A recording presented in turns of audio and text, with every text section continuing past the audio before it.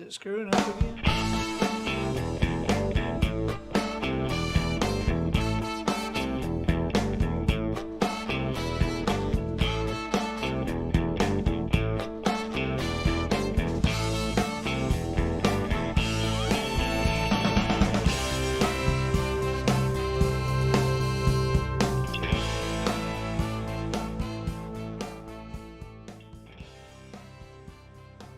We're glad to have you here. This is the Blue Plate Special. I'm Andy Andrews. You've joined us here at Wisdom Harbor Studios in the financial district of Orange Beach on this skyscraper.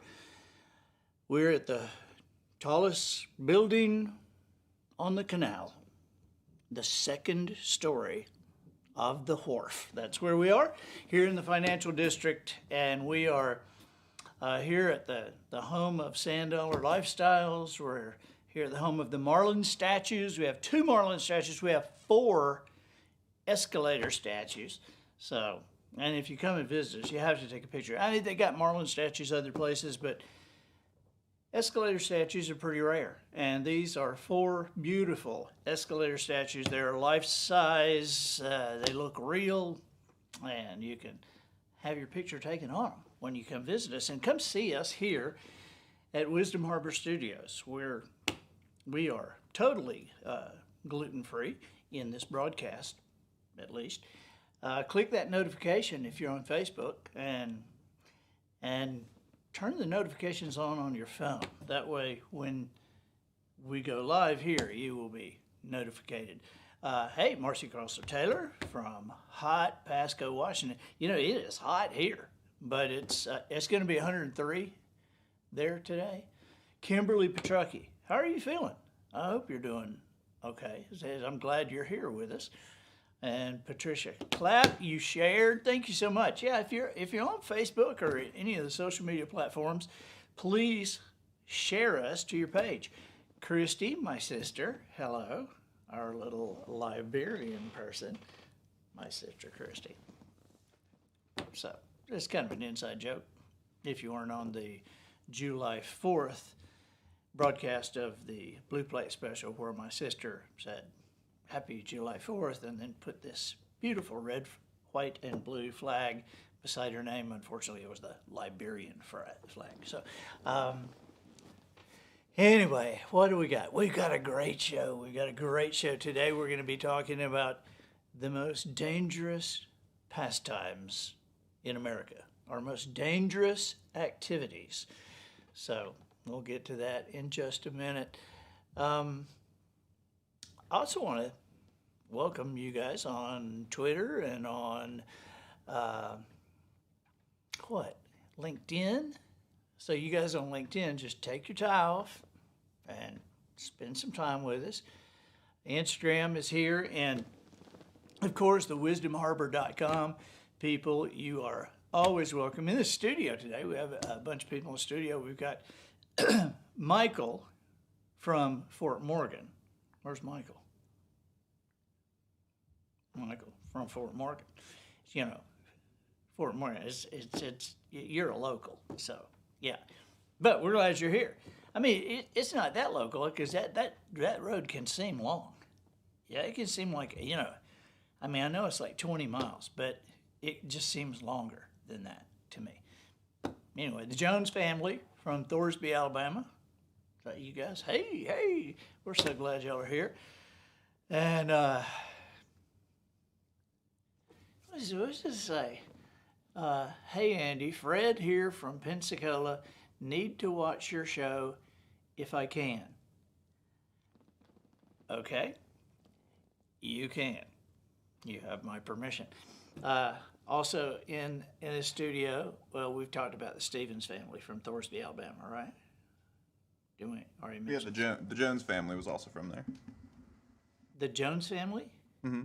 And there's the Stevens family too? Everybody from Thorsby? Where is Thorsby in the state? Where? Right in the middle. Right in the middle. If it hadn't been for Montgomery, Thorsby would be our capital, right? Okay. All right, good. Tandy Hurt from Orange Beach. Hey, how are you doing? We're glad. It's kind of a local thing here. Suzanne Dew from Orange Beach. Hey, Suzanne. Before we start with the most dangerous activities, Caleb Driscoll, good afternoon. Before we start with the most dangerous activities, I wanted to tell you about we've been doing this VA thing for, I don't know how long, 6 or 8 months, I guess. And the Veterans Administration in Washington, D.C. asked for some Andy Andrews books. And we said, oh, absolutely. How many do you need? And they said, 10,000. We're like, well, okay. And so, I was able to do what I could, but you guys have hopped in and really helped in what we did and what we still have. If you want to add $10 to any order, or just go online at andyandrews.com and you can go in the veterans area and just do a $10 for every $10 donation. We are that will cover a hardback book, the shipping, handling, and everything, and so that'll handle the hardback. And so for every $10, and so we thought last week you know what, we can do that with T-shirts too. And so with any T-shirts on the site, the Andy Andrews T-shirts or whatever kind of T-shirts they are. This one I'm wearing today is a Surf and Turf T-shirt, which is a reference from the Noticer book. Can we see the back of that shirt, Matt? There it is. Sardines and Vienna sausages, Surf and Turf. It's all about perspective. And so, anyway, for every shirt that you order off the website, we will give a hardback book to the VA. And how close are we to the 10,000 goal now? I think we were like 1,100 away. Let me get a update on that. So if my math is correct, that means we have given 8,900. Wow. I know when those pallets go out of here, we're just like, that's a lot of books. So anyway, I grabbed a couple more shirts. This is the Wisdom Harbor shirt. And these come in different colors, and you can see on the website there's different, different kinds. I haven't got them all, but that's the Wisdom Harbor shirt. Here's the Sometimes a Thing is Impossible Until It Is Actually Done shirt. That's from the Just Jones book, and it has, we also have that in long sleeve. And then here's the one that says Just Jones on the package, and it has, it's all about perspective. So, okay, so there are 1,091 books left to reach the 10,000 book goal. So if you want to get a shirt and send a book, or just send a book, or send 2 books, if you want to do it with your corporate gift or personally, we appreciate your participation. Absolutely, and the veterans do too. I just read a book. Mark Lowry says, "Why can't we see the people in the audience or hear them?" Because he's not here. Yeah, because you're not here, Mark. If you were here, you could see them. And so, how many times have I asked you to be here? And, Ron Crump said he came over from LinkedIn, and it's hot there too. So, Rosalind Green Price, my feed popped on your screen and it looks interesting. What is the show about? Well, we're about to tell you, because we're about to do the most dangerous pastimes in America. And who is watching from Nigeria? Bernice Andrew, watching from Nigeria. What time is it in Nigeria? I'm just curious. And I wish we could pull that trick of popping on people's screens everywhere. I mean, maybe we just barge in on NBC, CBS, ABC, ESPN, pop in, have them go, oh, this looks interesting. I just guess I'll keep watching. Hey, Jen Andrews. Okay, we're ready to talk. Kevin Perkins, the old man, is here. And Louise Thaxton. Louise Thaxton is the honcho of AWI, American Warrior Initiative, and Louise is. This is, I mean, I'm not saying this just because you're here, Louise, but you say thankful for what I do for veterans. This is nothing compared to what you do.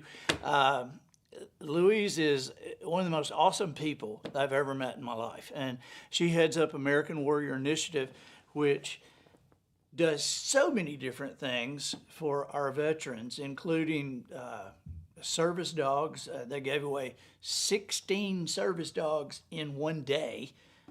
Recently, they do grills and mortgages, and I know there's a story of even a baby. Now, y'all didn't buy a baby, but you did the what is it called, the in vitro for the veteran and his wife, and which that sounds like a most dangerous activity. But anyway, we're glad you're here, Louise, and we're going to get to this list. Now, this is not a total list of our most dangerous activities. This is just an interesting list, okay? Because I don't know, I didn't put skydiving in there, and so I know that's a dangerous activity, or at least it seems like it to me. Why anybody would jump out of a perfectly good airplane and do it for fun? You got me. Okay, but these are just kind of interesting, and we got them lined up in order for you. One of my sister, Christy, has been to Napa several times on a wine tour. She and her husband, Steve, the genius, have been on a wine tour several times, and I have quite a few friends who have done that. I have not done that, but and the reason I haven't done it is because it's evidently a dangerous activity. There are 4 deaths per year falling on wine glasses. So you young people over there, that isn't enough to keep you from drinking? I don't know what it is. I mean, 4 deaths from falling on wine glasses. There are 11 deaths from shark attack. Average 10 a year. Last year there was 11 shark attack deaths. And, my son is intimately involved in that. Now, here's what was very curious about that statistic, is that it said that 11 deaths from shark attack last year, and 9 of them unprovoked, which would mean that 2 of them are provoked. And I'm just wondering, how do you provoke a shark? I mean, what do you do? Call him a tuna? You tuna, you're nothing but a tuna. Really? I'll show you a tuna. I mean, I don't know. How do you provoke a shark? I guess if anybody provokes a shark, Adam would. Here's a provocative move. I'm thinking. That's my youngest son, Adam, and he has a tiger shark by the tail. He's releasing him. He's tagged him and released us a 12-foot, 3-inch tiger shark, and it, according to the NOAA charts, it weighed 1,050 pounds, and he's releasing them. But I guess that would be a provocative move. Just kind of, hey, let me take you to the beach and roll you around, stab you with a tag. There you go. That'd be enough to turn around and kill somebody. I'm thinking. But I get a kick out of that. People come by Adam. He's fishing on the beach, from the beach. So how's that, visitors to the Gulf? But he's fishing on the beach, and people will come by, and you got these reels that weigh 15 pounds, and sometimes they'll ask Adam, "Are you?" Because it's obvious what he's fishing for. I mean, you're not fishing for brim, so. But they'll say, "Are you chumming here?" And he'll say, "No, ma'am, I never chum." And he says, "The sharks are already here. I don't need to chum." And people say, "Well, how do you know that the sharks are already here?" And Adam says, "Well, there's a test you can do. You take a cup and you just weigh it out a little bit, get some water in it, swirl it around, taste it. And if the water's salty, there are sharks. It's the test. So Marcy Cross Taylor says he definitely provokes sharks. Okay, so 11. Now we're going to 24. 24 people each year are killed by champagne corks. That one just makes me sad. Because champagne is always at a festive thing. It's got to be someone popping it in the back of someone's head, I guess. Would it in the back of the head? Would that kill somebody? Maybe if it's the right spot, I don't know. Freak accident. I wonder how many of those are on, like, New Year's. Happy New Year! I mean, how many of those would be on New Year's? And I wonder, too, if they're getting popped by them or choking on them. Because I've seen people pull those things out with their teeth. Ooh. So, evidently, dressing up is also a dangerous thing to do, which I'm going to remember the statistic the next time I'm supposed to wear a necktie, because, I don't like them. And any excuse I can have not to wear a necktie, because 45 people a year are strangled by neckties and scarves. I mean, to me, with my wife saying, well, it's a funeral and you need to wear a tie. I'm like, we don't want to make it a double event, I mean, one dead person's all we need at this funeral. I don't need to add me to the mix, but 47 a year. Wow. No, it's 45 a year. The 47 is the next one. Get this. 47 a year are crushed by furniture. I mean, now I will admit, when I was putting that t-shirt rack up over here before we got going, I was on a ladder and halfway up, and I was grabbing the top, and I was getting ready to drill the screw in the back of the hose, and that thing fell, and it fell on me. But it didn't kill me. It wasn't full of t-shirts. If it had been full of these because these t-shirts, like 50 or 60 pounds a piece, these t-shirts. And so you look at that rack over there, that's a lot of stuff on that furniture, and that fall on you, that get you. 67 deaths a year for backyard mechanics. Wow, a lot of people like to work on their cars, and evidently that's pretty dangerous. Which is another reason you won't see me working on a car. I mean, I'm lucky I can put gas in one anyway. I wouldn't know how to work on one. I can't, one of my toughest times in my life is when I've had to rent a car and then try to put gas in it and try to find the little latch that releases the thing. I've wanted to get a screwdriver and just pop that lid open. And then, one time I was in a rental car and it wouldn't start. And so this lady was going to use her jumper cables for me, and neither of us could figure out how to get the hood open. That's how lame I am with the car. So I will not be one of those 67. Doug Snyder said he missed a step and dropped a lift chair on your hand. Ow, ow. I bet that killed your hand. Wow. Now get this one. You know how your mother, you put your pen in your mouth when you're writing? Put your pen in your mouth and write, and then take a pen, do something else, or type, and then take a pen in your mouth, or you have your highlighter pen in your mouth while you're reading, and then take it out. Don't do that. Don't do that. It's a dangerous pastime. Very dangerous.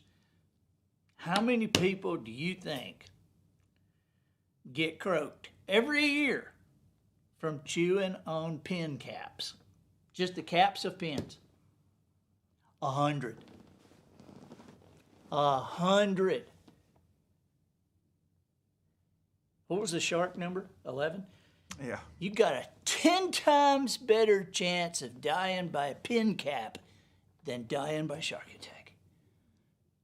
So, while you're here visiting us in Orange Beach, feel free, venture into the water knowing you have a 10 time less chance of getting, death by shark attack than you do if by a pin cap. But just don't go in the water with a pin in your mouth, because then it'll be all over, I'm sure.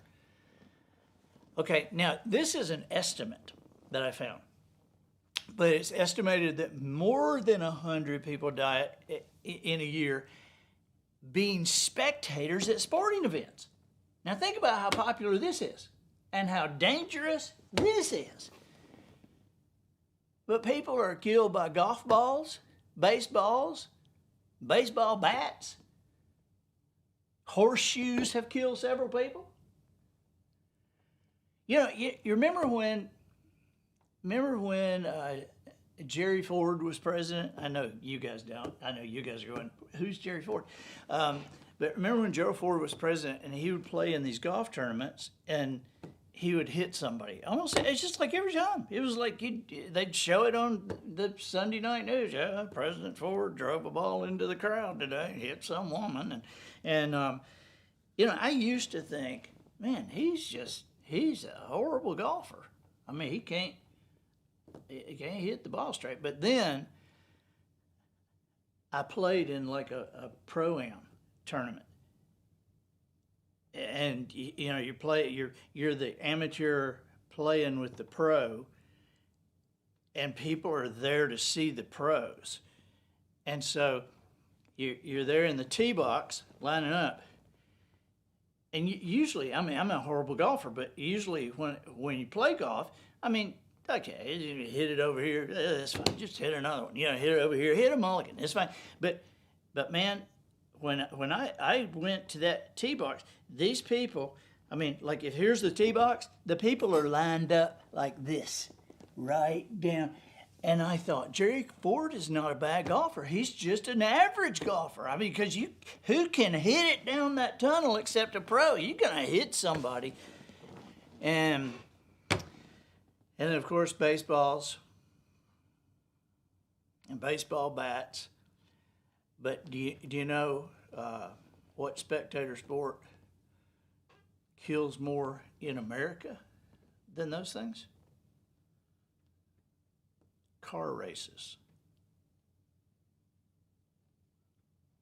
At Daytona several years ago, like 28 people, I don't know how many of them got killed, but 28 people were hit by a car that flew into the stands.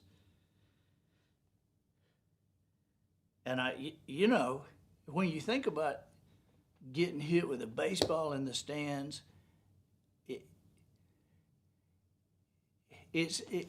you're kind of participating in that, because people sit in the stands and they're thinking they're going to get a foul ball or something, and then miss it and whack, it hits them in the head. But you don't see people at a NASCAR race when a car flips over the rail. You don't see people going, I got it. You don't see them fighting over that.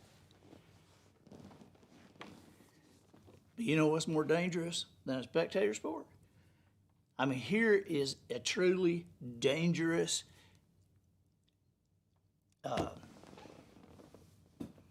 thing to do. Lifting weights. 114 people died lifting weights last year, which is another reason you won't see me working out. I don't think staying in shape is worth those odds. You got 11 time. Every time somebody gets attacked by a shark, they have articles. They'll come out and they'll say, well, you have a better chance of dying by bee sting than you do dying by shark. You have a better chance dying by lightning than you have. But I read those articles and go, I have a zero chance of dying by shark attack, because I have a zero chance, because I've seen so many sharks around here. I stay out of the water. I don't go in the water. I got a zero chance. They're not going to get me. And so I've probably got a zero chance of dying lifting weights too. Kevin said, yep, that's why I don't work out. Absolutely, just the safety factor of it. Just to be safe, I don't work out. That's the only reason. Now this one got me. This is a worldwide number. But, think about how many times you've been on vacation, you've sat under a palm tree, or 150 people a year are killed by falling coconuts?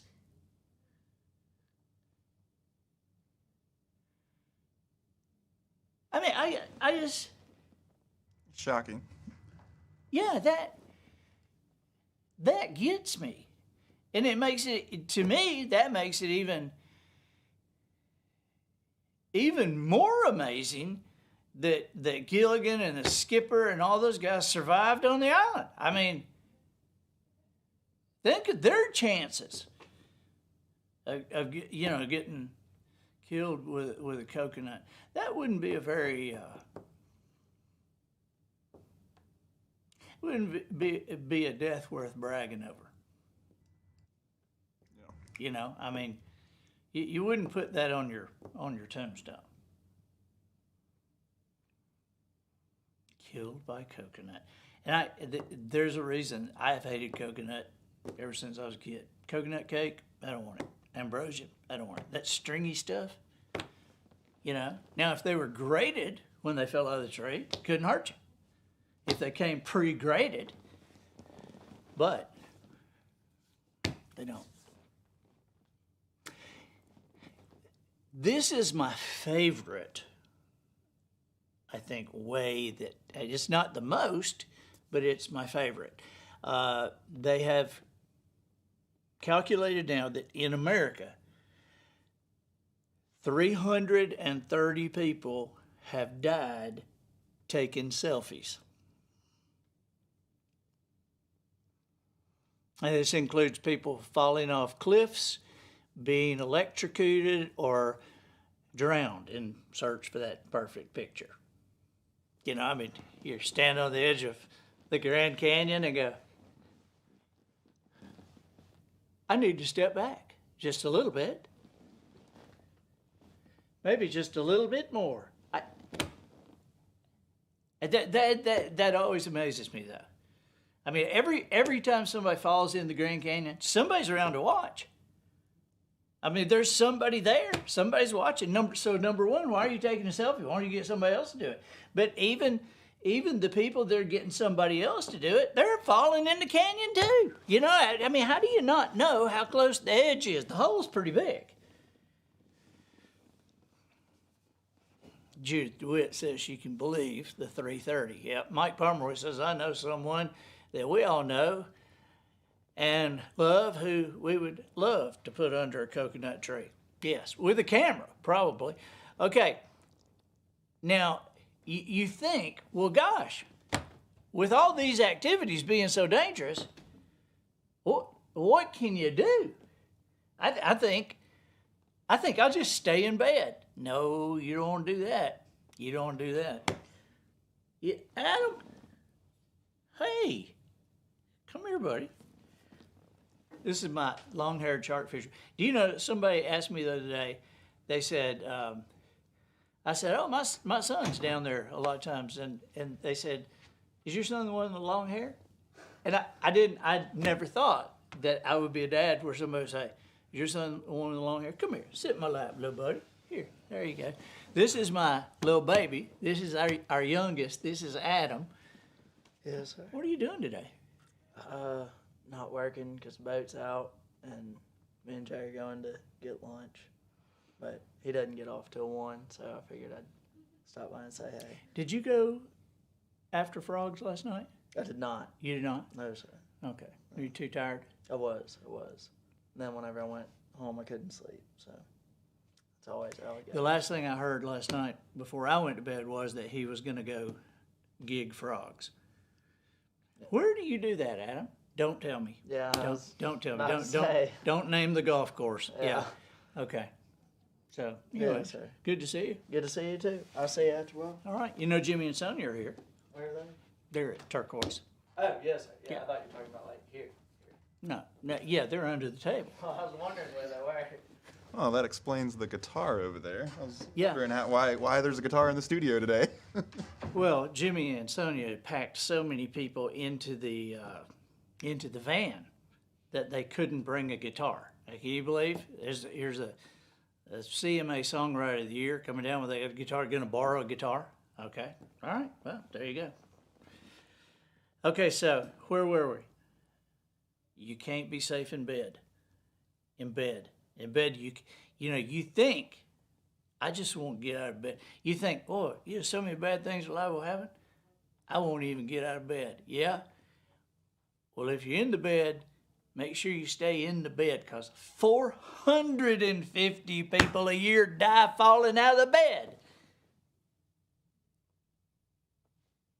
Falling out of the bed. You ever rolled out of bed? When I was 2. When I was 2, I rolled out of the bed. You weren't in a crib still? No, I rolled out of the bed. I cut my eye. Had to have 2 stitches right there. Or right there. I don't really remember. But I will tell you this. We were in a hunting camp one time, and a kid fell out of bed from the top bunk. It's like, whoomp, in the middle of the night. I've done that one before. Have you done that? I had a bunk bed. I started putting the guard up. You didn't put the guard up? Not originally. See, they had the guard in this. Well, that's just stupid. And the kid just climbed up. See, we're gonna do a show on stupid ways people die at some point, because I got a few of those as I was researching this, and I'll just give you I'll give you a preview. One guy died after giving himself a sherry enema.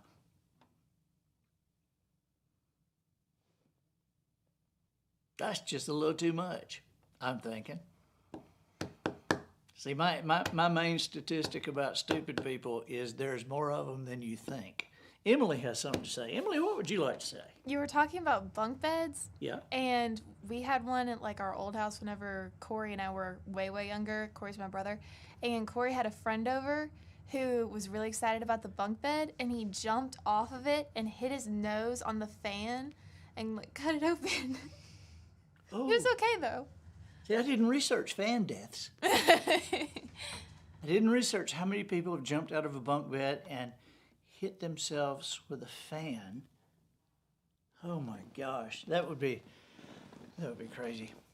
Okay, now this one is going to be close to home for some of you. And so we're just going to roll right over this and just tell you 710 people a year riding a horse. It's not the same horse, but riding different horses. This is what happens. Got a 70-time greater chance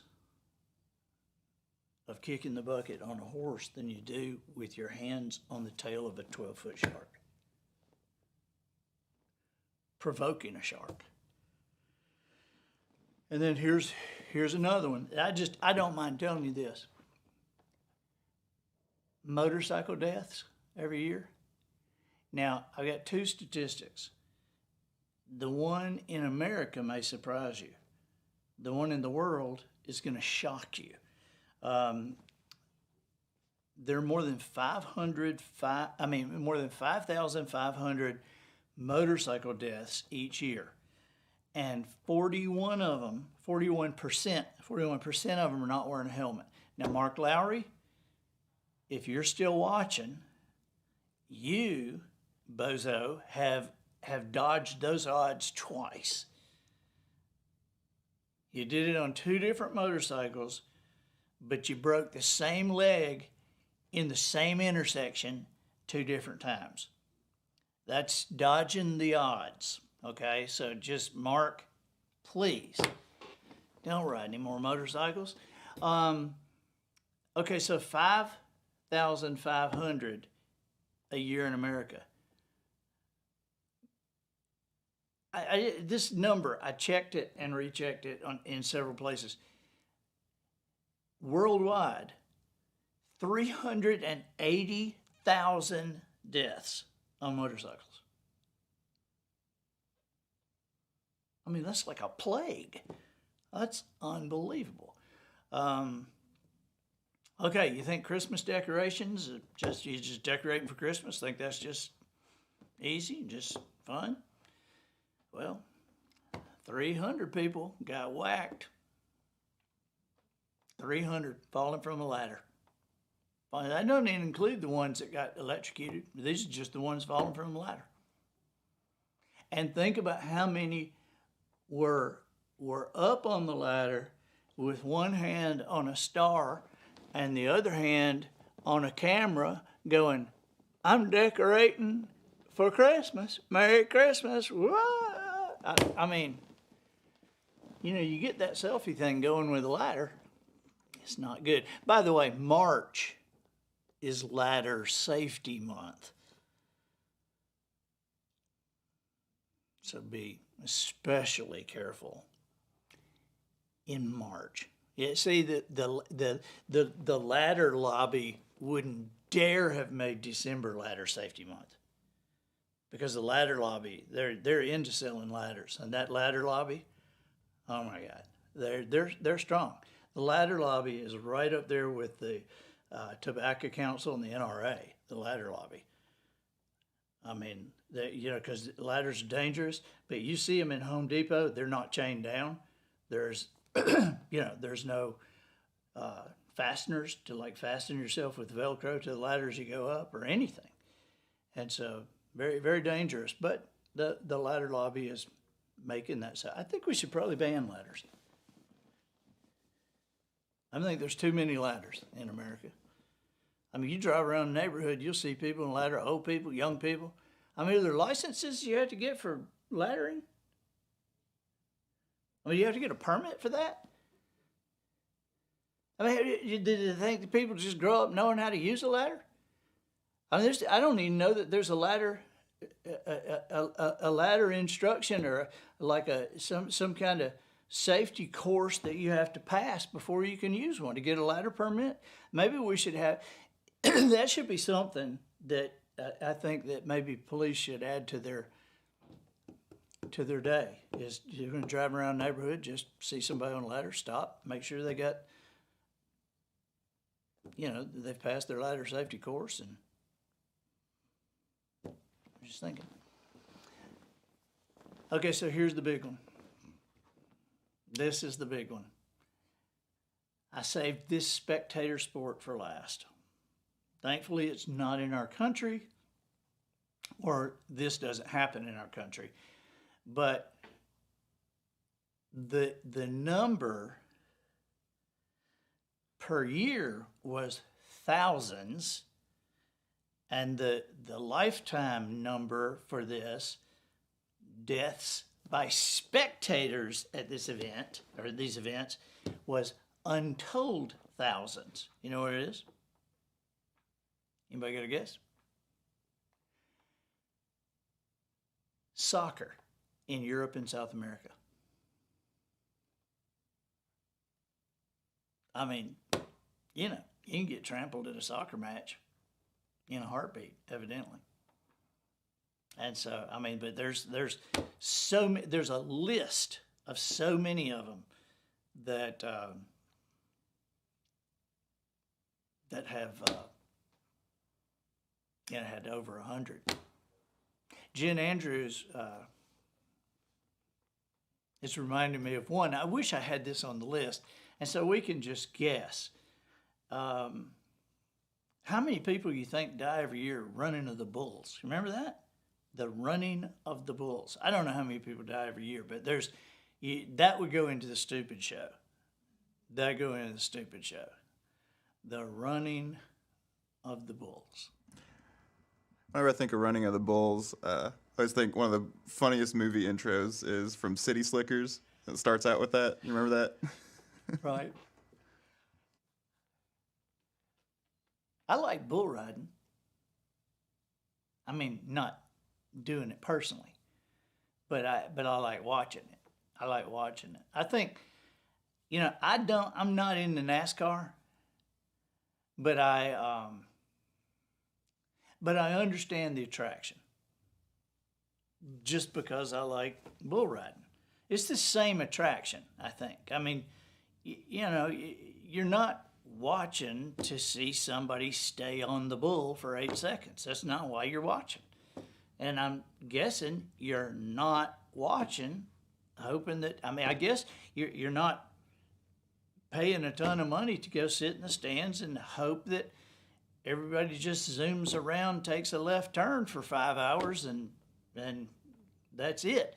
I mean, when it gets down inside you, whether it's bull riding or NASCAR, I mean, you don't want anybody to really get hurt. But if they do, you don't want to miss it, right? I mean, I'm thinking. We used to watch the bull riding from Mesquite Rodeo that had Donnie Gay was the color man for that. Donnie Gay was a 7-time world champion riding bulls. A little bitty guy, and he was so funny. He had so many euphemisms for, these guys, so many things he'd say when these guys would get wrecked. I remember one of them, this bull slinging this guy down into the bull's head. He slung him down, the bull's head comes up, and this kid, bam, right in the face.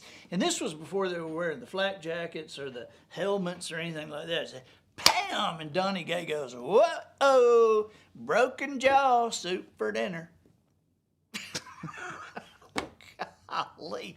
And then there's one where a bull bucked this guy off and then stepped on his stomach. And the guy was walking off like this. He was going, and Donnie Gay said, yep, all this air in here and he ain't getting none of it. Oh my gosh.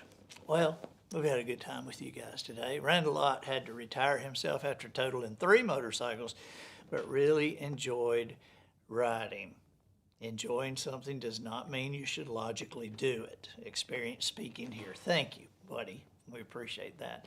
That is right. Just because it's legal doesn't mean you should do it. Okay? I mean, we know that you can ride your bicycle in the middle of the highway legally. We understand that. In my neighborhood, we know that you are allowed to ride in the middle of the street even though there is a bike path. Even though there's a bike path right there, we know that you have the legal right to ride right in the middle of the street. Speaking of that, on the way into the office this morning, I saw a guy riding a bicycle down the expressway, and he had big headphones listening to music on. Like you're going down a road where people go 70 miles an hour, and you can't hear them honk. Yeah. Yeah. And you think about that. If you hit them, you'll be in court the rest of your life. So, I know a guy who has been run over on his bicycle twice. Of course, I know a guy, Mark Lowry, who's been run over on his motorcycle twice. Mary, did you know that the guy who's going to write the song is going to get busted on his motorcycle twice? Yep. Yep, beautiful song, Mark. We'd like you to stay around to spend the money. Okay? Somebody says, sensing some frustration there. Oh, the bicycle's in the road? Me? No, no, no, not me. Not me. I love slowing down to 10 miles an hour. I'd like to drive over on the bike path myself. Enjoyed this time with you guys. We'll be here on Thursday again at 12:15, and on Thursday we will be exclusively on wisdomharbor.com. If you have not joined wisdomharbor.com, I mean, come on, a yearly subscription for your entire family is less than a half a tank of gas. And so this is unbelievable, wisdomharbor.com. It is a connector. It's connecting families and connecting friends all over the world. And so we haven't, did somebody say we're having a ribbon cutting here Thursday? That's right, yeah. Yeah, the Chamber of Commerce, we're having a ribbon cutting here Thursday before the Blue Plate Special. And so, you know, we've been here for 2 years. I think it's time to cut the ribbon. So we're going to have a ribbon cutting. If you'd like to come to our ribbon cutting, we'd be glad to have you. I'm sure there'll be pictures. I'm sure there'll be pictures. Adam, don't put that cat on your head. Can I see Sail Cat? Let's show everybody Sail Cat before we say goodbye. This is Sail Cat, the studio kitten. Put him on the table. He's a little angry today. He's a little angry. This is Sail Cat. Can you see him? Come here. Come here, Sail Cat. Don't jump. Don't jump. You haven't got a camera in your hand. Don't take a selfie and back over the corner of the peace table. Come here. Oh, there she goes. Is it here or is she? It's a he. Huh? Sail Cat. It's a he. Hold it. Yeah. You notice he landed feet down. That's how cats always look. Cats always land feet down. But do you know that buttered toast, if you drop it, always lands butter side down? So if you strapped a piece of buttered toast face up on the back of a cat and then dropped him, how would he land? Bye-bye.